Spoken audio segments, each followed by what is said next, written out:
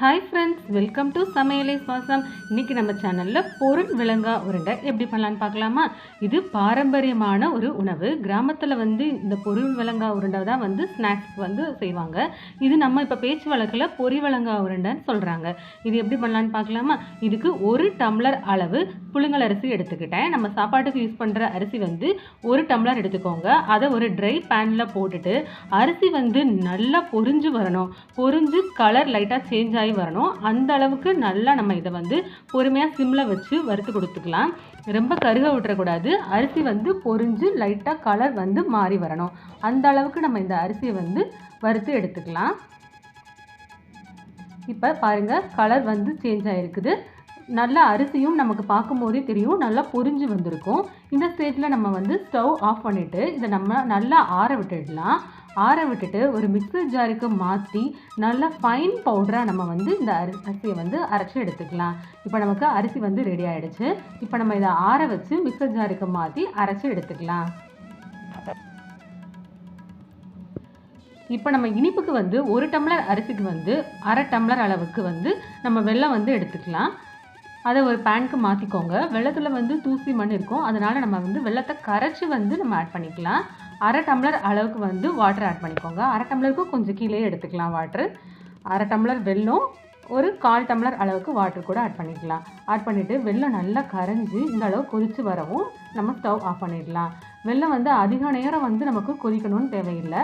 நம்ம இந்த பொருள் விளங்கா உருண்டை நிறைய நாள் வச்சு சாப்பிட போகிறோம். அதிகமான குவான்டிட்டியில் நீங்கள் பண்ணுறீங்க அப்படின்னு சொன்னால் வெல்லம் ஒரு கம்பி பதம் வர அளவுக்கு காய்ச்சி எடுத்துக்கோங்க.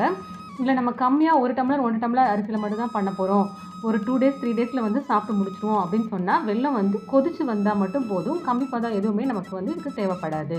இந்த அளவுக்கு கொதிச்சு வரவும் நம்ம இப்போ ஸ்டவ் ஆஃப் பண்ணிடலாம். ஆஃப் பண்ணிவிட்டு இதை மண் தூசி இருக்கும், அதனால் ஒரு ஃபில்டரை வச்சு நம்ம இதை வடிகட்டி எடுத்துடலாம். பாருங்கள், சின்ன சின்ன மண்கள் இருக்கும், அதை நம்ம ஃபில்ட்ரு பண்ணி எடுத்து வச்சாச்சு. இப்போ இந்த இது இருக்கும், நமக்கு இந்த வெள்ளைப்பாகு இருக்கட்டும். இப்போ வேற ஒரு பேன் வச்சுக்கோங்க. அதில் 2 ஸ்பூன் அளவுக்கு நெய் ஆட் பண்ணிக்கோங்க. அதில் தேங்காய் சில் 1 சில் அளவு எடுத்திருக்கேன்.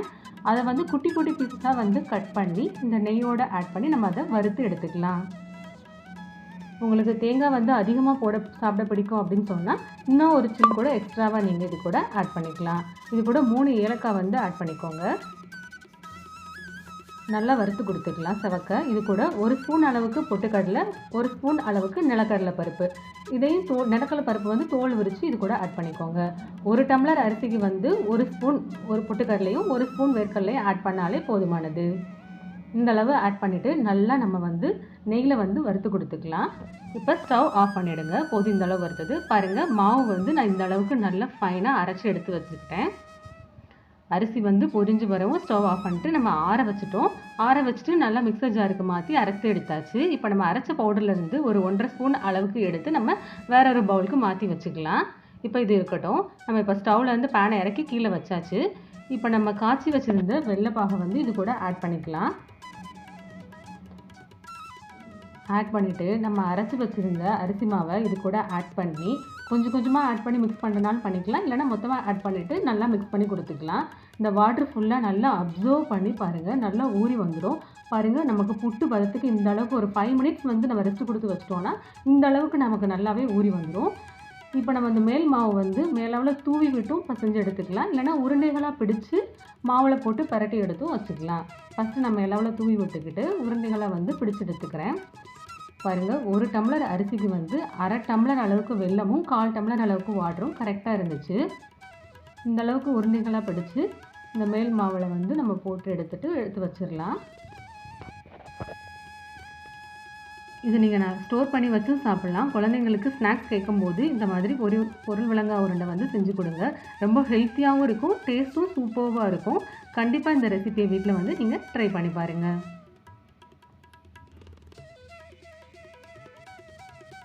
இந்த அளவுக்கு உருண்டைகளாக உருட்டி மாவில் பரட்டி நம்ம எடுத்து வச்சுக்கலாம்.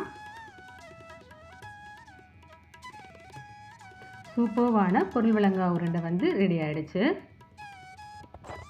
இந்த மாதிரி எல்லா மாவுமே நம்ம உருண்டைகளாக எடுத்து வச்சாச்சு. சூப்பர்வாக நமக்கு சாஃப்டான பொருள் விளங்கா உருண்டை ரெடி ஆகிடுச்சு. இந்த ரெசிபி உங்களுக்கு பிடிச்சிருந்துச்சுன்னா மறக்காமல் நம்ம சேனலை லைக் சப்ஸ்கிரைப் பண்ணி வச்சுக்கோங்க. Thank you friends.